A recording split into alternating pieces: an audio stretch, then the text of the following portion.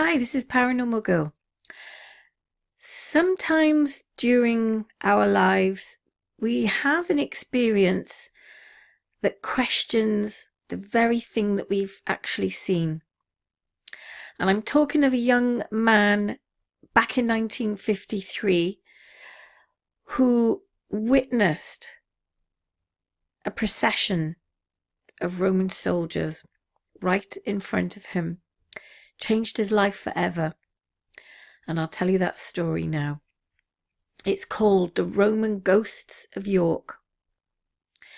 In 1953, a young plumber's apprentice was working in the treasurer's house, York, in England, when he had the scare of a lifetime. As he worked in the cellar, almost 24 Roman soldiers appeared from one wall, crossed the cellar, and disappeared into the opposite wall.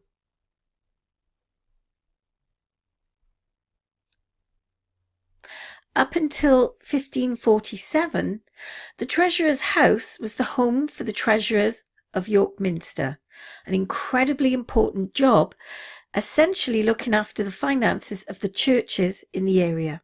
Not only did they control the finances, but they also entertained the important guests of the church and the nearby towns. So a sumptuous dwelling was deemed appropriate. And this is a picture of the treasurer's house circa 1940. And as you can tell, it's very, very old. After the Reformation of the English Church, the job of the treasurer was no longer existed.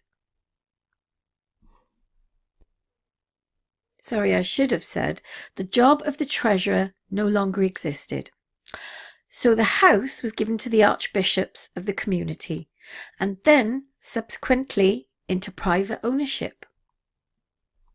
It played host to the families of the upper classes, and then finally in 1893 came the hands of Frank Green, who restored the house, and it was slowly becoming dilapidated into what was believed the original condition. Green used the house as a display for his collection of antiques and other valuables, and turned each room into a host for his collections of different eras and different periods in history. In 1930, Green handed the treasurer's house and its contents to the National Trust, who continue to hold it to this day. However, aside from the relics and valuable artifacts of times gone by, Treasurer's House is home to one of the most famous and intriguing ghost stories. And I'll tell you about that right now. An almighty fright. In 1953, the Treasurer's House was up for a bit of rehaul. The old heating system was getting a little bit long in the tooth, so a new one was being installed. 8 or 9 engineers, technicians and labourers were in the house, working on setting in the new system. But it was up to a young 18-year-old plumbing apprentice, Harry Martindale, to go into the cellar and cut a hole for a pipe to pass through. Harry entered the dark and rather gloomy cellar and found a nice level excavated trench in which to set the feet of his ladder to provide a solid platform from which to work. He placed his light on the ground and climbed the ladder in order to reach the ceiling above and started on his work. And you can see here, look how old this building looks. Wow. It would be nice if I could go in there. I'd love to do a paranormal investigation in that place. I might do that one day and take my equipment with me. Yes, I actually do field work as well. I don't just talk about the paranormal, I investigate it myself. But that's another story. After a short while, he heard an odd sound pass through the cellar. Harry at first took this to be music being played by the workers upstairs. But as the music grew louder, he began to have his doubts. Soon he could tell it was not music, but rather just 1 or 2 notes being played over and over again. As they grew louder, he could pinpoint the source as the wall he was propped up against, the sound becoming deafening, but that was the least of his worries. As Harry looked down to his side in order to better ascertain what was happening, he was startled to see a plumed helmet come into view. Getting a slightly better look, well, as good as he could at the startled state he was in, he made out a full Roman soldier dressed in military uniform pass by him and continue across the room. What was most odd about the situation was that the soldier appeared to be walking on his knees. His legs disappeared into the floor of the cellar. However, as the soldier came to the excavated trench, his full legs came into view. The soldier was in fact walking at the level of the old Roman road that had been excavated in the cellar of the house. Soon the Roman had passed through the opposite wall, but Harry could hear more sounds. A horse came into view next, and sitting atop was another soldier, in full military uniform, but this time holding a round shield on his left arm. The horse made its way across the room and also disappeared into the opposite wall. Next up came more soldiers on foot, walking in pairs. By this time, Harry was absolutely terrified and did not count exactly how many there were, but he knows that there were at least 20 and probably a lot more. The first soldier on the left of this lot was the one playing the trumpet or horn, the sound Harry had originally heard. The soldiers were heard talking to each other in whispers, and their faces seemed to be sad or tired. The uniforms, from what he could tell, seemed to be covered in mud. All were armed either with spears or swords. They all looked as solid as any other person. As you can imagine, Harry was in fear of his life. Here were a large number of armed soldiers walking close by him. But he had nothing to fear. The soldiers did not take notice of Harry, and they went on by as if he didn't exist to them at all.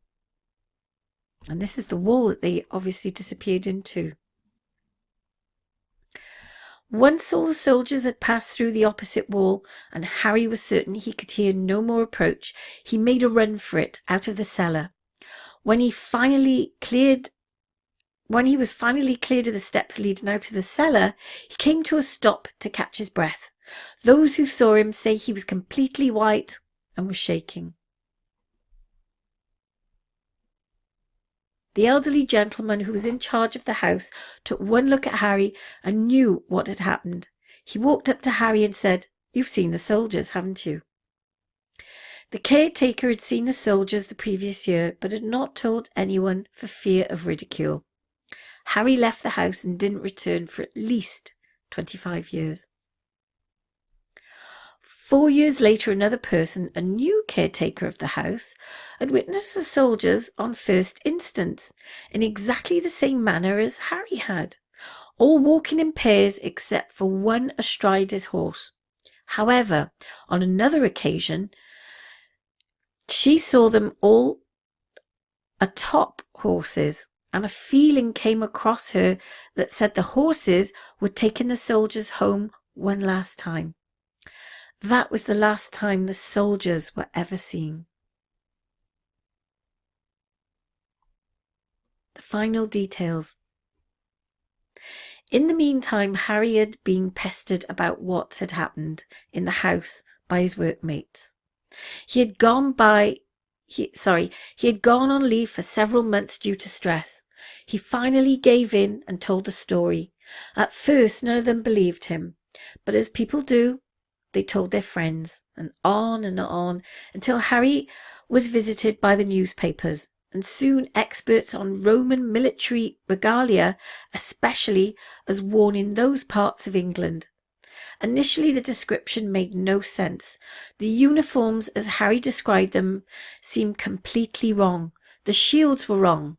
The skirts and tunics were wrong. And even the side of the swords they carried on was wrong. It became obvious to all that Harry must have been making it up. If they were indeed the ghosts of past soldiers from that part of the country, then surely Harry would have described uniforms that were known to have been worn. Well, as the knowledge of Roman soldiers stood in 1953 anyway. However, in the 1990s and into the 2000s, archaeological diggings of the old Roman forts in the area and along Hadrian's Wall, at one time the most heavily fortified border in the Roman Empire that cut across the northern point of Roman Britain, have uncovered many physical remains of the Romans' time in the area. Amongst them parts of uniforms belonging to Roman auxiliary soldiers that exactly match the descriptions given by Harry Martindale nearly half a century earlier, down to the colour of the leathers and the size and shape of the shields. Harry could not have known this knowledge, as no one had this knowledge. Harry Martindale was no longer known as a fraud or a liar. And here he is today. So what is your thoughts on this Roman troop, this Roman army, I would say? Let me know in the comments below. And if anyone has seen a ghost, tell me your story. I'd really like to know what you've seen. And if you like this video, please like and subscribe and let me know in the comments below. Thank you. And as a last thought, I'd like to thank the person that gave me this idea for the video. He knows who he is.